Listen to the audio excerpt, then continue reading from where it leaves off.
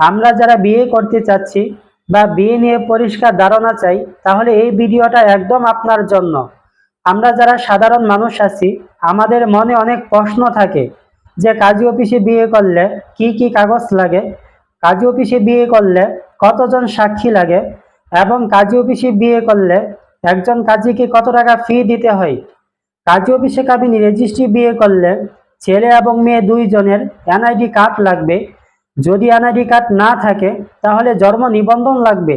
জন্ম নিবন্ধন অনলাইন করা থাকতে হবে। যদি অনলাইন করা না থাকে তাহলে জন্ম নিবন্ধনের মূল কপি সাথে করে নিয়ে আসতে হবে। যদি জন্ম নিবন্ধন না থাকে তাহলে স্কুল সার্টিফিকেট অথবা মার্কশিট অথবা পাসপোর্ট, এই কাগজগুলো যে কোনো একটি কপি সাথে করে নিয়ে আসতে হবে। কাজী অফিসে কাবিনী রেজিস্ট্রি বিয়ে করলে কতজন সাক্ষী লাগে? সর্বোচ্চ 8 জন সাক্ষী লাগে, সর্বনিম্ন 2 জন সাক্ষী। 2 জন সাক্ষী নিয়ে আসলে আপনার বিয়ে সম্পূর্ণ হয়ে যাবে ইনশাআল্লাহ।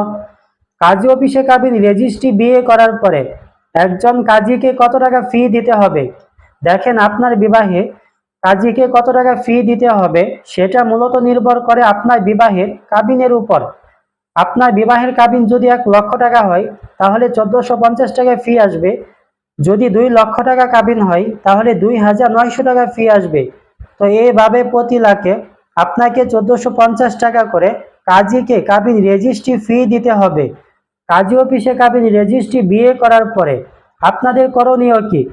আপনাদের করণীয় হলো, আপনি যে কাজী অফিস থেকে কাবিনী রেজিস্ট্রি বিয়ে সম্পন্ন করছেন ওই কাজী অফিস থেকে আপনার বিবাহের টোকেন অথবা রিসিট বা বিবাহের কাবিনের কাগজ সংগ্রহ করে নিতে হবে।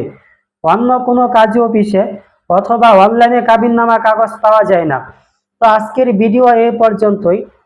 যদি আমাদের মাধ্যমে কোনো ভাই ও বোন যদি কাবিনী রেজিস্ট্রি বিয়ে করতে চান বা কোর্ট ম্যারেজ হলফনামা করতে চান, তাহলে নিচে দেওয়া নাম্বারে অথবা আমাদের ডেসক্রিপশন বক্সে আমাদের ঠিকানা দেওয়া আছে ও ফোন নাম্বার দেওয়া আছে। আপনারা চাইলে যে কোনো পরামর্শের জন্য আমাদের সাথে যোগাযোগ করতে পারেন।